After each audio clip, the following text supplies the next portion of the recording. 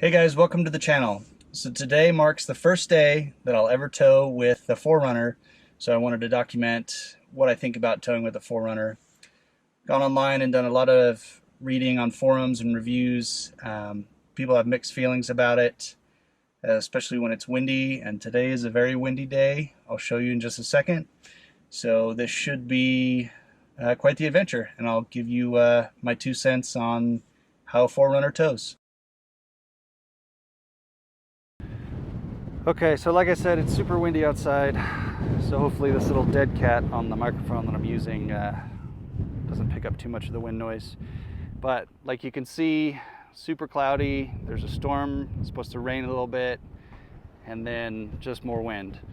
So this trailer I have is a 2017 Clipper. We'll have to do a little bit more on the actual dimensions and the weights. I think it's about 3,200 pounds. The tongue weight should be around 400 to 500 pounds.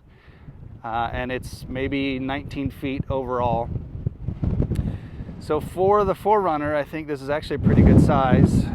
I towed with it just a little bit already, just to pick it up. I rented it, and so far it seems okay. There is quite a bit of squat with 1.5 inch lift Bilstein coils, and then the front, sticks up quite a bit.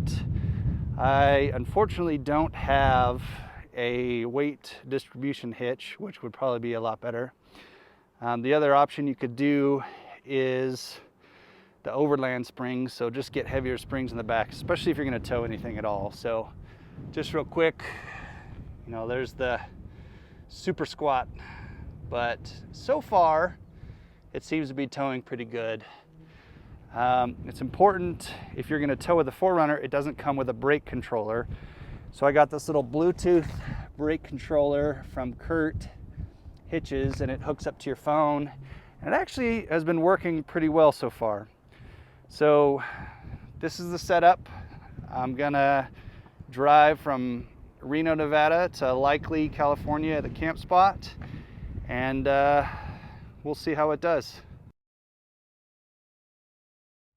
Okay, real quick, I just wanted to go over, this is the brake controller that I purchased from Amazon.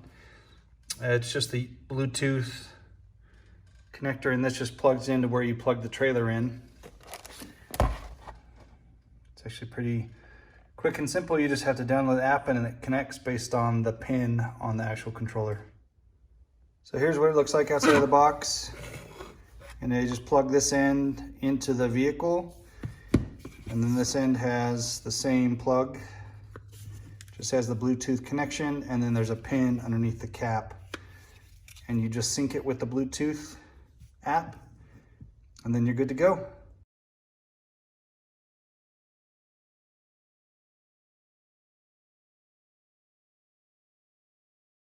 All right, so we just started out, and already, the lightning quick 4Runner, 0 to 60 is around 8 seconds, depending on who drives it. The tires I put on are 1 inch taller, so the 33s, and it still has the stock gearing, so it's 373 gears.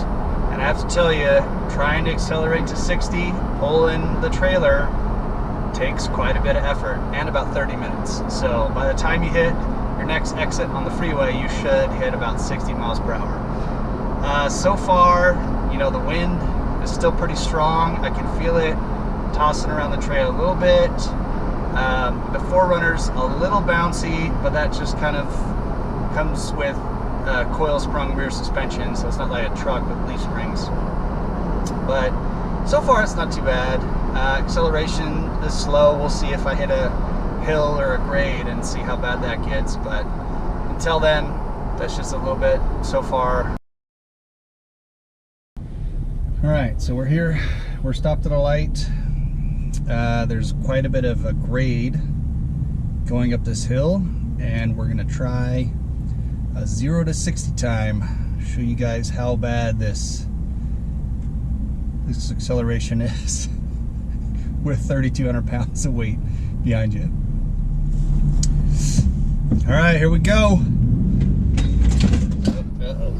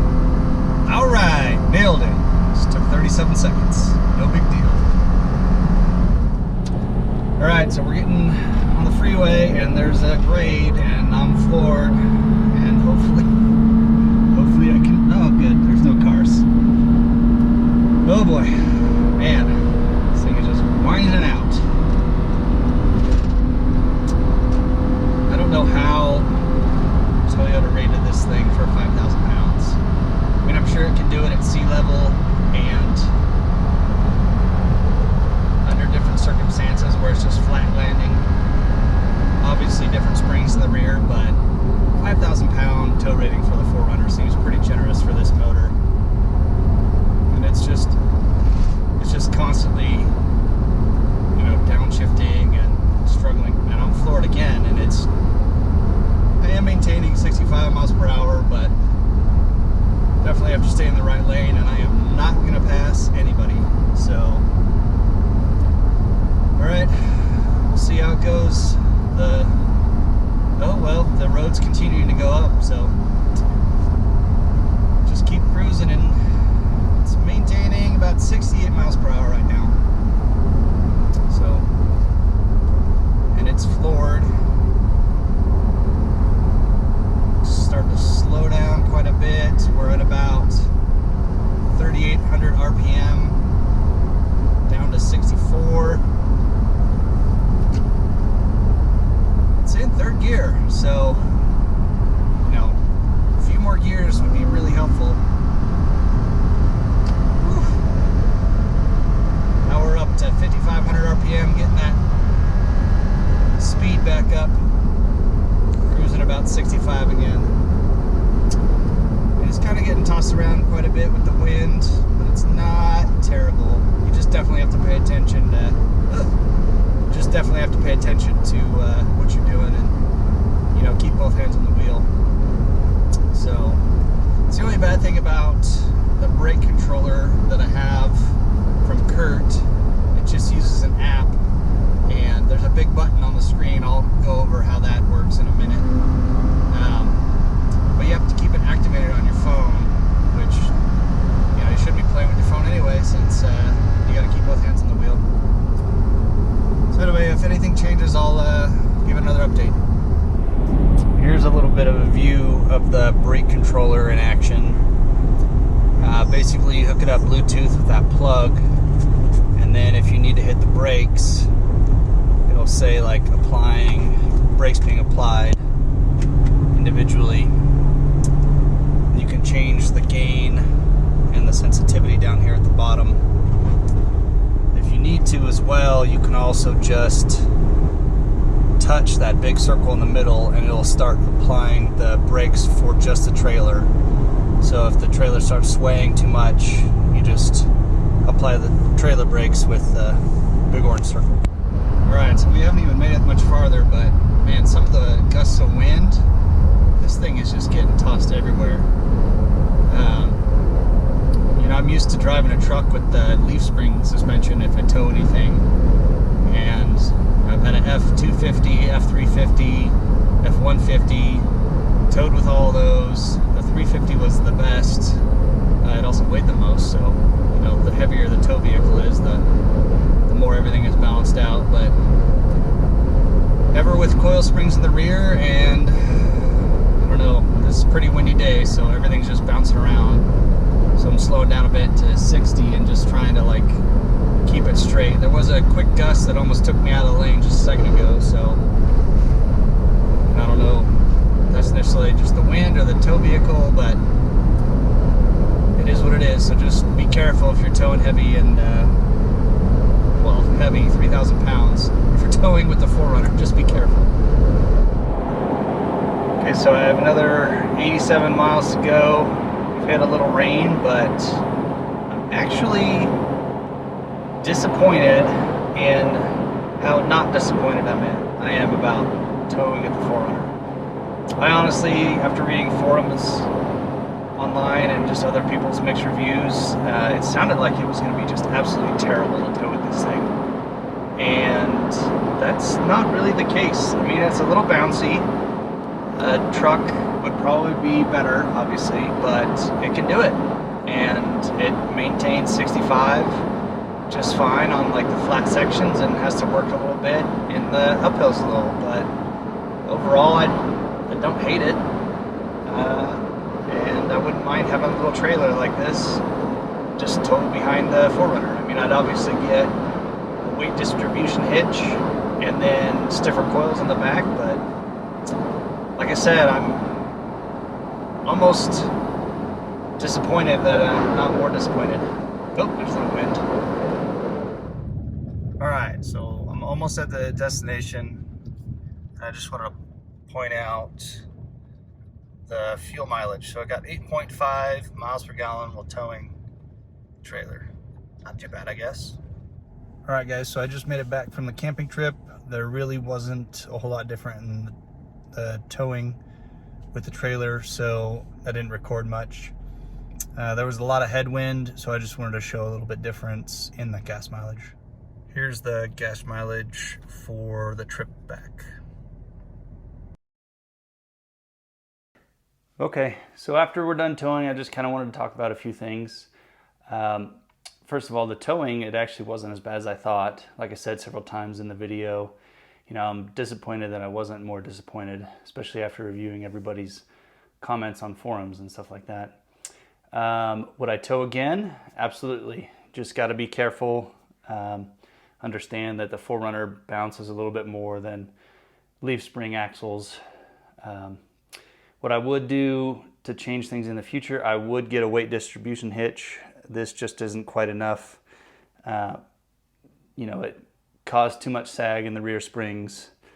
Something else to consider is new rear springs. Get overland springs if you're going to tow, but I think the weight distribution hitch will be enough of an improvement just to start with that. So you could also re-gear. It's kind of costly, especially since I put 33-inch tires on the 4Runner.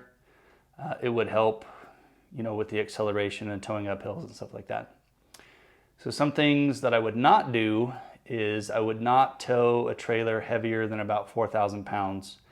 Like this trailer class is pretty good for the 4Runner, but I wouldn't go above 4,000 pounds. And I know the tow capacity of the 4Runner is 5,000 pounds, but there's a few things you should consider. So the 5,000 pound capacity is reduced by elevation and tire size.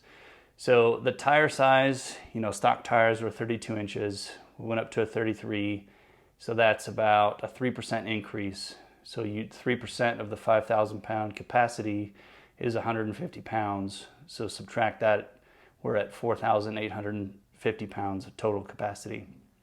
The other thing is elevation reduces your tow capacity because it reduces the horsepower of the engine. So what I found is that you need to reduce the tow capacity 2% for every 1,000 feet you climb in elevation.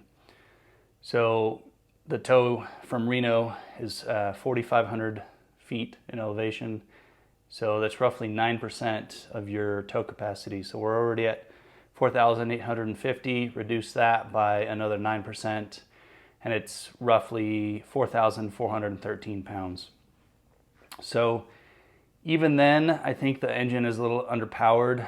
So like I said, I would just reduce it to 4,000 pounds and just call that good, especially at elevation. One other thing to consider is the gas mileage. If we're averaging with wind, 7.6 miles per gallon, the tank is 23 gallons on the 4Runner, and that's only 174.8 miles of total range. So you really have to plan your gas station fill-ups or bring extra fuel, because 175 miles per tank is not very much at all. Thanks for watching. If you guys liked what you saw, hit the subscribe button, also the thumbs up button. If I left anything out and you want to rage in the comments below, let me know. Other than that, I look forward to making more videos. Thanks again.